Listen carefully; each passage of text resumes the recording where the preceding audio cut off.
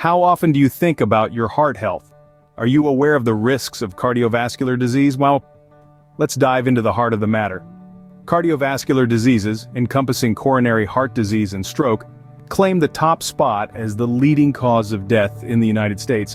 Particularly at risk are blacks and Hispanics in underserved communities. It's a sobering reality, isn't it? But there's good news. Cardiovascular disease is largely preventable. Stay tuned to learn how you can keep your heart beating strong. Heart Smarts, a health program, is here to empower you to live a heart-healthy lifestyle. This program is not just about information, but about transformation. It offers a comprehensive approach to help you understand and achieve heart health. Heart Smarts is committed to reducing the incidence of cardiovascular disease, the leading cause of death in the United States. The program focuses on underserved communities where the risk of heart disease and stroke is greatest. Through education and empowerment, Heart Smarts aims to turn the tide on these statistics. It's a call to action, a call to change, a call to live healthier, longer lives. Heart Smarts is about arming you with the knowledge and tools you need to make heart-smart choices every day.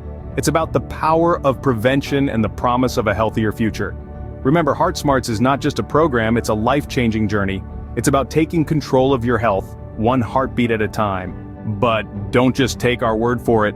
Listen to these stories from people who have benefited from Heart Smarts. Imagine being told you're at risk for heart disease, a leading cause of death in the United States. Now picture having the knowledge and tools to combat that risk head-on. For people like Maria, a single mother from an underserved community, Heart Smarts was a beacon of hope.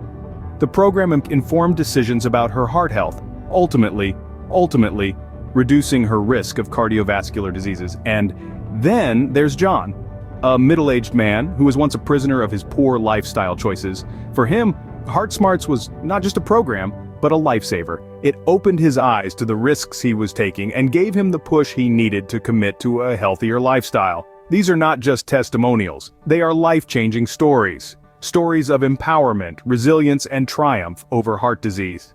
These are real stories from real people who have seen the impact of Heart Smarts in their lives.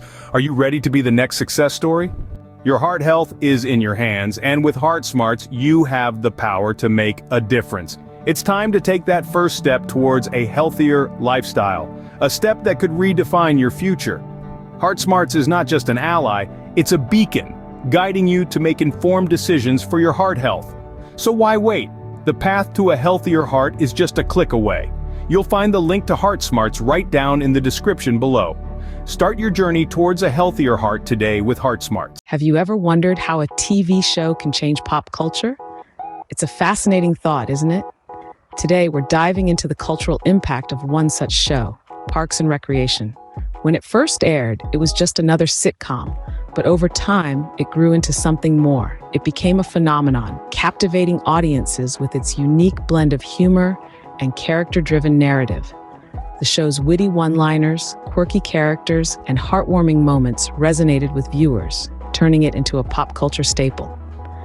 The show's portrayal of a small town in Indiana and the shenanigans of its parks department became a cultural touchstone, influencing trends, catchphrases, and even memes. And all of these elements have contributed to its enduring impact on popular culture.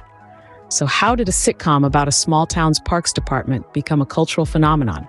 Buckle up and let's find out how. In the spring of 2009, a new sitcom hit the airwaves. Parks and Recreation, a show conceived by Greg Daniels and Michael Schur, the same minds behind the American version of The Office, was born.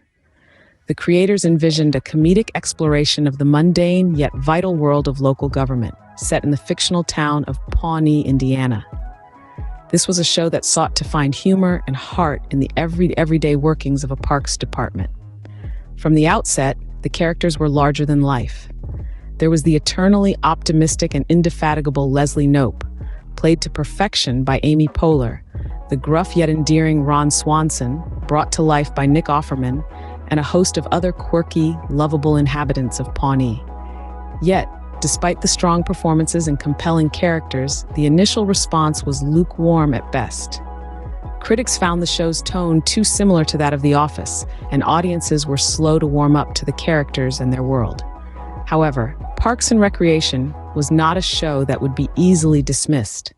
The creators listened to the feedback and made adjustments. The second season saw a shift in tone. The humor became more character-driven, and the characters themselves evolved. Leslie Knope transformed from a somewhat clueless bureaucrat into a fiercely competent and ambitious public servant, and the relationships between characters deepened, adding layers of complexity and warmth to the show.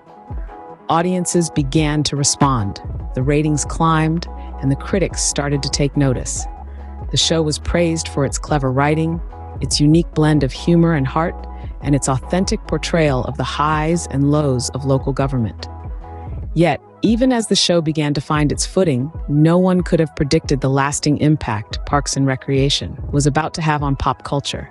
It wasn't an instant success, but Parks and Recreation was about to make its mark. As the show found its footing, it began to influence pop culture in unexpected ways.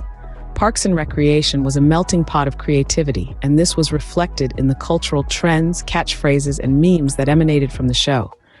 The show's humor was distinctive, a mix of satire, slapstick, and witty one-liners that resonated with audiences in a unique way. It was smart but accessible, edgy but wholesome, and it was this balance that made it such a cultural phenomenon. One of the show's most enduring contributions to pop culture was the wealth of catchphrases it spawned. Phrases like "treat yourself," coined by characters Tom and Donna, became rallying cries for self-care and indulgence. Leslie Knope's enthusiastic "clear alcohols are for rich women on diets" entered the lexicon as an ironic commentary on societal norms. And who can forget Ron Swanson's "I'm not interested in caring about people," a tongue-in-cheek nod to the character's gruff exterior. But it wasn't just the catchphrases. The show's meme-worthy moments became a cornerstone of internet culture. From Parks and Recreation came the iconic image of Ben Wyatt's stunned face, which is now widely used to express surprise or disbelief online. Leslie's tireless optimism, Ron's stoic pragmatism, and April's deadpan humor were all distilled into a series of widely shared, relatable memes. Moreover, Parks and Recreation left a lasting impression on the world of comedy. Its unique blend of humor, heart, and social commentary set a new standard for sitcoms. It demonstrated that comedy could be both entertaining and thought-provoking, and in doing so, influenced a generation of comedies that followed. In many ways, Parks and Recreation became more than just a show. It was a cultural event, a shared experience that touched millions of viewers.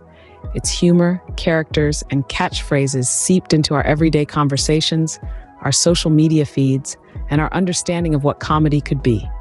The influence of Parks and Recreation was growing, and it wasn't about to stop. The show may have ended in 2015, but its impact is still felt today. Indeed, the legacy of Parks and Recreation is as enduring as the show's iconic characters. It's an interesting phenomenon, really. Despite the passage of nearly a decade, the show continues to find new audiences, new devotees who laugh and cry with Leslie Knope and her quirky team. And why wouldn't they? The show's unique blend of humor, heart, and social commentary is timeless, resonating with viewers of all ages. But beyond individual viewers, the influence of Parks and Recreation can be seen in the DNA of many modern TV comedies. The mockumentary style, the quick wit, the ensemble cast dynamic, the seamless balance of humor and heart, all hallmarks of Parks and Rec, have been emulated time and time again. It's a testament to the show's innovative approach to comedy, setting a high bar that others strive to reach. And let's not forget the impact the show had on the careers of its cast members. Chris Pratt, who played the lovable Andy Dwyer, was catapulted to stardom, landing roles in blockbuster films like Guardians of the Galaxy and Jurassic World. Aubrey Plaza, known for her role as the deadpan intern April Ludgett, has become a mainstay in independent cinema. And of course, Amy Poehler, already a beloved figure in comedy, solidified her status as a comedy icon through her portrayal of the unstoppable Leslie Knope. It's a ripple effect, really. The influence of Parks and Recreation extends far beyond the confines of Pawnee, Indiana. It's felt in the laughter of new audiences discovering the show, in the comedic rhythms of modern sitcoms, in the careers of its cast members. It's a legacy that's woven into the fabric of pop culture, a testament to the enduring power of good storytelling and memorable characters. Parks and Recreation ended, but its influence lives on. So, how does a sitcom about a small-town parks department leave such a lasting legacy, you might ask? Well, it's simple, really. The answer lies in the authenticity of its characters, the subtle yet poignant social commentary, and its unique brand of humor that resonates with viewers even today. To recap, we've discussed the birth of Parks and Recreation, its cultural impact, and its legacy in the comedy genre. This show, set in the fictional town of Pawnee, Indiana, has had a profound influence on pop culture. It's a testament to its creators, writers, and cast that it has not only remained relevant, but has also continued to grow in popularity since its finale. The characters of Parks and Recreation are more than just funny caricatures. They're authentic, relatable, and deeply human. From Leslie Knope's relentless optimism and commitment to public service, to Ron Swanson's libertarian views and love for woodworking, these characters reflect aspects of ourselves and those around us. They've become a part of our cultural lexicon, influencing trends, catchphrases, and memes. Moreover, Parks and Recreation was never afraid to tackle social issues. It used humor to address political polarization, gender inequality, and the often thankless work of public servants. It's this combination of comedy and commentary that made the show so impactful. Beyond its cultural significance, Parks and Recreation has left a lasting legacy in the comedy genre. Its mockumentary style and ensemble cast have influenced a generation of sitcoms. It's a testament to its enduring appeal that it continues to inspire new shows and comedic talents. Why does Parks and Recreation continue to be beloved by audiences? Perhaps because it's more than just a show. It's a reflection of our society, our values, and our shared human experience. It's a reminder that humor can be a powerful tool for change, and that despite our differences, we're all just trying to do our best in this crazy world. As Leslie Knope would say, we need to remember what's important in life. Friends, waffles, work, or waffles, friends, work.